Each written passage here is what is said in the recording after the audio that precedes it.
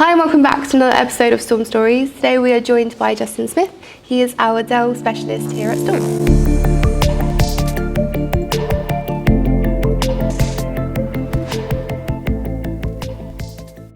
So Justin, could you tell us a little bit about your Storm journey and how you started here? Yeah, no problem at all. I've been here at Storm for about 7.5 years now. Originally, I worked for a distributor selling some of the hardware that Storm still to this day sells. Storm were actually customers of mine as well, and I decided it was time for me to move on from disty land and get into resale land. And I've been trying to break into Storm as customers for a number of years, and I saw a job role come up, and I was like, I think I know a couple of people over there, made a few phone calls, got an interview, and there was a few people going for the job. And my differentiator was that I'd been able to work with one of Storm's more difficult salespeople back then, and had a few wins with them, and was able to show my value. And after an arduous interview process, about 4 interviews, the rest is history, and ended up here. So did you always envision a career in IT, or did you have a different dream job when you were growing up? I had a much different dream job growing up. I wanted to be a professional skateboarder.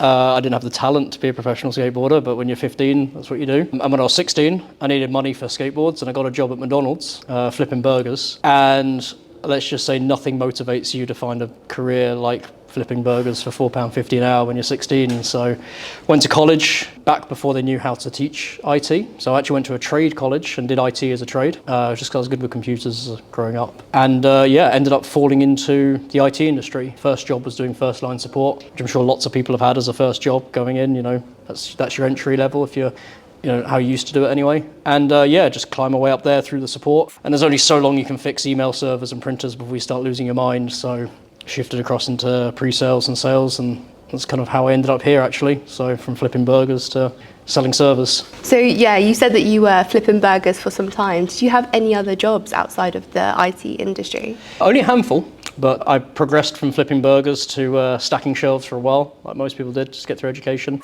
And then into the IT industry at 18. But in the last, about 5 years ago now, I did a stint in the British Army Reserves as well, mostly for my own personal reasons, and definitely very far removed from the IT industry. I did have the option to go in and do IT, but when you've already been doing it for 40, 50 hours a week, you sort of don't want to do it outside. So I was in the British Army as an infantry in the light infantry for around about 3 years.